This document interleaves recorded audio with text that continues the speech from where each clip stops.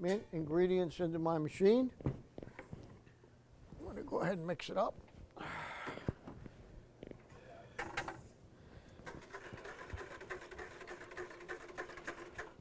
Now the difference is when this is done, I'm going to add chocolate chips to this, and I'll show you how we do that.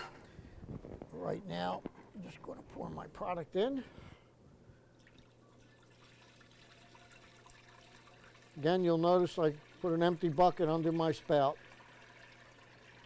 in case I spill or have my door cracked open. I don't make a mess.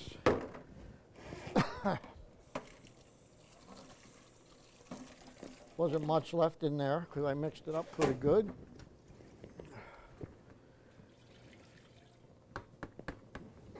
Okay, I'll go ahead and fill up with water.